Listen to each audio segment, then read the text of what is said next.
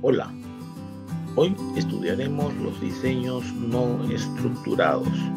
Para ello, veremos unos teoremas importantes en el cálculo de los cuadrados medios cuando nos referimos a las fuentes de variabilidad en el análisis de varianza. Además, veremos el modelo de clasificación en un sentido con replicación que nos permitirá profundizar en el estudio de este tipo de diseños. Empecemos. Diseños no estructurados. Lo primero es el lema de BAT, que va a ser importante para poder estudiar lo que son las distribuciones, ¿no? Primero vamos a estudiar las estructuras de las fuentes de variabilidad desde el punto de vista del álgebra matricial para luego introducirnos en el estudio de las distribuciones, de sus distribuciones de probabilidad. Para ello es fundamental el lema de BAT, que ya fue estudiado en capítulos anteriores y se demostró inclusive este resultado. Luego veremos este teorema, que es un teorema bastante sencillo y lo vamos a demostrar, es fundamental para el cálculo de los cuadrados medios sobre todo, ¿no? Tenemos aquí un vector n por 1, que es un vector, generalmente el vector de estudio en todo modelo, de tipo experimental, estructurado, inclusive puede ser factorial. Tenemos como mu el valor esperado de esta variable aleatoria, tenemos sigma, la covariancia de esta variable aleatoria, y una forma cuadrática, ¿no es cierto? Y traspuesta a i. Entonces, el cuadrado medio es como el valor esperado de esta suma de cuadrados dividido entre la traza de a, ¿no es cierto? Y este resultado para el valor esperado de la forma cuadrática es el que vemos aquí, ¿no es cierto? La trazada no hay problema porque es una constante, así que sale del operador. Traza de A vamos a estudiar que es igual a los grados de libertad que están asociados a la forma cuadrática. Vamos a hacer una prueba de este resultado solo con el fin de refrescar algunos conocimientos del álgebra, ¿no es cierto? Aquí tenemos el valor de la media, que ya lo explicamos. Tenemos el valor de sigma como la covariancia de la variable aleatoria y, pero aquí recordamos cuál es su definición, ¿no? Desde el punto de vista multivariado. ¿Ya? Tenemos aquí además la forma cuadrática y un desarrollo, ¿no? Un desarrollo algebraico de esta forma cuadrática, ¿ya? Que ya la conocemos. Tenemos además que y traspuesta a mu, que es un término que aparece en cuando desarrollamos este término, y lo vemos además en sus dos versiones como traspuesta. Bueno, ahí tenemos que recordar que ese término marcado es 1 por 1, es una variable aleatoria univariada, finalmente termina en una combinación lineal. Así es que para efectos prácticos, en realidad estos dos resultados son lo mismo, es su traspuesta, la traspuesta de una variable aleatoria univariada es ella misma, ¿no? Entonces eso nos va a servir para hacer algunas simplificaciones en esta ecuación. Muy bien. De ahí podemos despejar, ¿no es cierto? Y traspuesta ahí y obtenemos este resultado. Es por una conveniencia algebraica, finalmente lo vamos a necesitar, porque si se dan cuenta, al dividirlo por la traza de A y tomar valor esperado de esa relación, me va a quedar este resultado, ¿no? Y además vemos que si desarrollamos el valor esperado, aplicamos una propiedad distributiva, digámoslo así, en el término, tendríamos aquí el valor esperado del primer término cuadrático, tendríamos este resultado. El valor esperado afecta solo a la variable aleatoria, lo demás es constante, ¿correcto? Por ello es que aquí solo queda la constante, ¿no? Y lo desarrollamos, ¿no?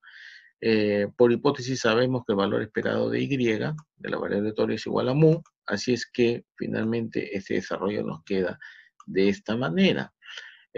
Aquí es interesante ver el manejo de la traza. La traza y el valor esperado en estos casos pueden intercalarse por conveniencia, ¿no? Si nosotros vemos este término de aquí, nos conviene trabajar la traza primero porque vamos a aplicar propiedades de traza. ¿no? Con el fin de crear un término conocido por definición, ¿no? Al cual le aplicamos luego el valor esperado, como es aquí, y obtendremos la variancia covariancia de Y. ¿No es cierto? Entonces es por una cuestión muy práctica. Finalmente, ese resultado sí termina siendo la traza de A por sigma, ¿no?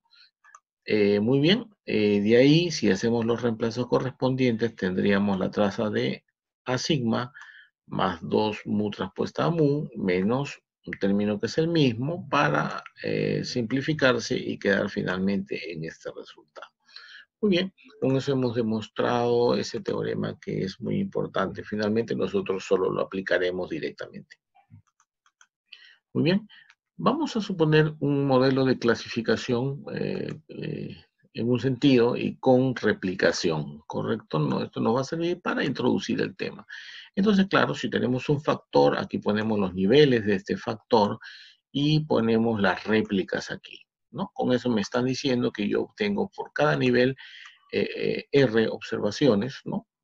Que el principio básico de la réplica es que se repite el experimento bajo las mismas condiciones experimentales, ¿no es cierto? Entonces ahí vamos a tener una matriz de este tipo, ¿correcto? Que es importante, ¿no? Tener en cuenta su nomenclatura porque vamos a trabajarlo en adelante.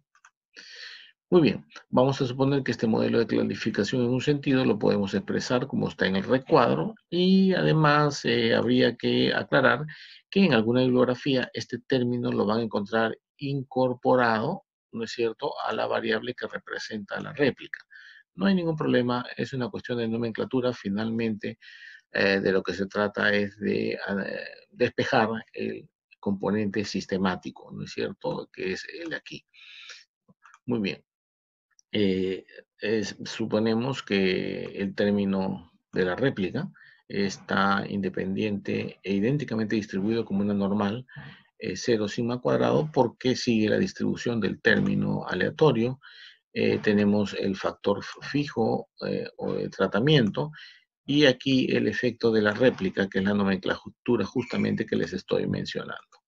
Muy bien.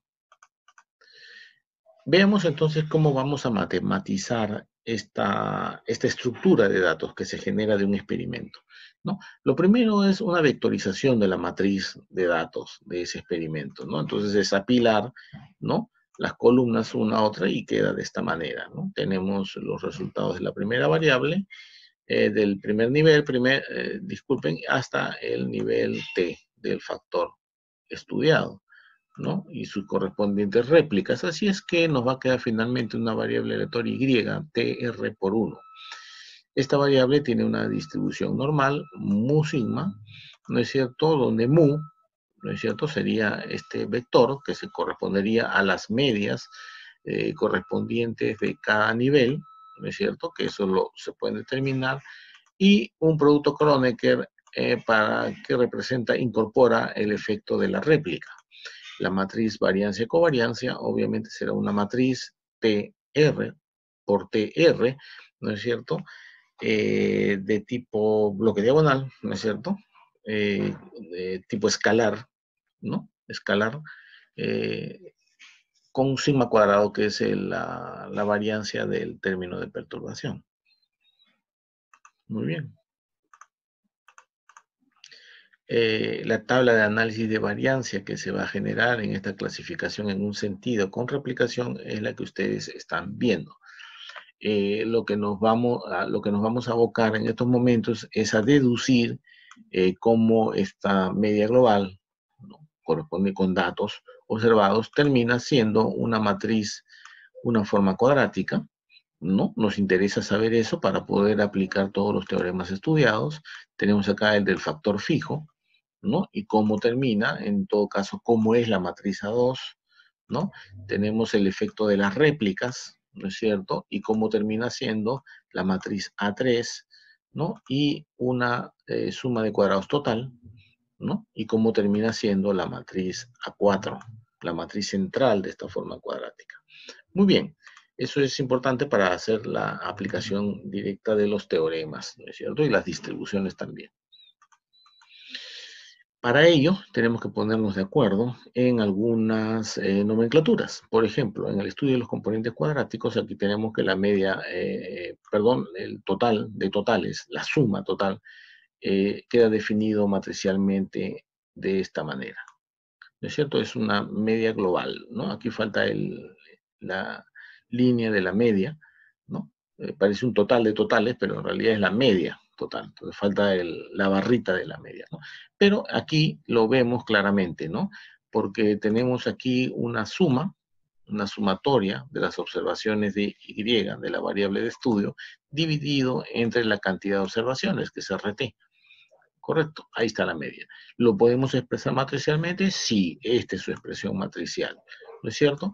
Porque el vector de unos de orden TR por 1 puede ser representado de manera como un producto Kronecker, como lo ven ahí, y no hay ningún problema, está bien, porque el orden se mantiene, es el orden TR por 1. Correcto, ya, pero estamos ganando porque ya estamos reconociendo una matriz y aquí estamos teniendo una transformación lineal. Muy bien, en algo que sí hay que tener un poco de cuidado es en las medias de tratamiento factor fijo. Aquí también falta la barrita de medias, recién me estoy dando cuenta, pero digamos, lo que yo recomiendo, porque me he confundido también muchas veces trabajando en este tema, es que recuerden que aquí, para esta nomenclatura, el I barra I punto no es una variable aleatoria univariada, sino que es un vector, ¿ya? Entonces aquí en realidad lo que tenemos son medias, ¿no? Son medias de tratamientos. Aquí falta la barra, ¿no? Incluir una barrita en todas estas variables, falta incluir así, ¿no es cierto? ¿Ya? De tal modo que en realidad la variable sería esta, ¿ya? Pero es un vector de medias, ¿correcto? De medias de los tratamientos o de los factores fijos. Vean, es una media por cada nivel. Muy bien, entonces de ahí se va a concluir que es álgebra, papel y lápiz, van a verificar que este sería la matriz que estaría premultiplicando a la variable aleatoria i. Entonces al final lo que ustedes obtienen es una transformación lineal, ¿no es cierto? Entonces esa es la idea, ¿no? Lo que tenemos es una transformación lineal. Lo que teníamos en el primer caso, la media global o total, también es una transformación. ¿No es cierto? Entonces, esa es la idea. Estamos trabajando bajo ese esquema, ese modelo para poder aplicar los teoremas en adelante. Veamos entonces la suma de cuadrados debido a la media, ¿no? Entonces, aquí lo que es imperceptible realmente el color aquí, pero ahí hay un valor medio, ¿ya? Entonces, se tiene ahí una media global, vamos a sumar todas las medias globales y eso finalmente termina en, en un valor RT por un valor constante, que es la media global, ¿no es cierto? La media global es esta. Y si ustedes le suman en estos niveles de RT, finalmente tienen ese resultado. Así que ahí no hay vuelta que darle. Lo único es que tenemos que representar esta media global por su forma matricial, que ya lo vimos en la anterior. Entonces, si ustedes verifican, aquí se forma una matriz central. Recomiendo papel y lápiz, verifíquenlo ustedes. Finalmente tiene que quedar así este resultado, que es netamente operativo, ¿ya? Solo hay que recordar que la matriz J es una matriz definida por un producto de los vectores unidad o equiangular, el vector de unos, ¿no? En este caso, la matriz JT sería el producto del vector 1 por el vector 1 transpuesta, los dos de orden T por 1. ¿No? Entonces, si ustedes tienen en cuenta eso, van a ver que el resultado les sale de manera directa. Y ahí tendrían la matriz A1. ¿No es cierto? Muy bien. Veamos la suma de cuadrados debido al factor fijo. Como vimos en la tabla de análisis de variancia, el factor fijo se definía como una sumatoria doble, tanto por los niveles del factor fijo como por las réplicas de este término. ¿Correcto? Ya hemos estudiado el término, sabemos que es un vector y finalmente ese resultado lo podemos simplificar a este de aquí, ¿no? Ya el segundo queda obviamente definido, hay que desarrollar ahí un producto, ese binomio, se resuelve y se simplifica, se llega a este nivel.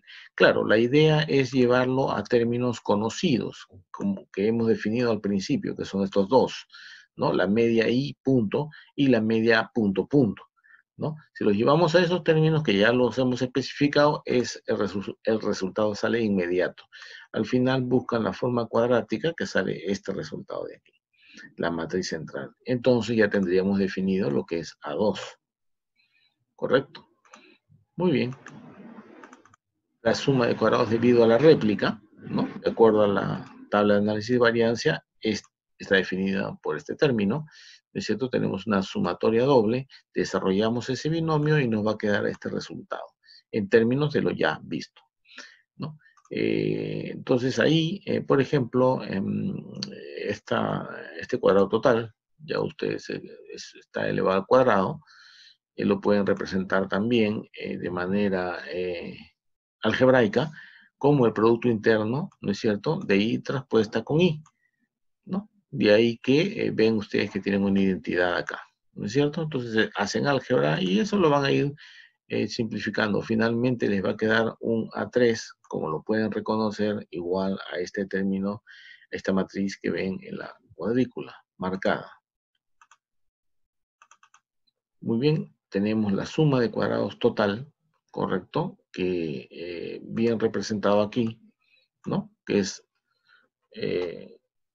los cuadrados totales y además está la sumatoria en todos los niveles, tanto del factor como de las réplicas, ¿no? Esa es una representación directa, eso lo pueden ver aquí, ¿no es cierto? Porque como matriz central tendrían una matriz identidad de orden TR por TR, que son todas las observaciones que tiene el experimento, ¿no es cierto? Así que ahí sería un producto al cuadrado de los TR términos, ¿no es cierto? Que es lo que está acá.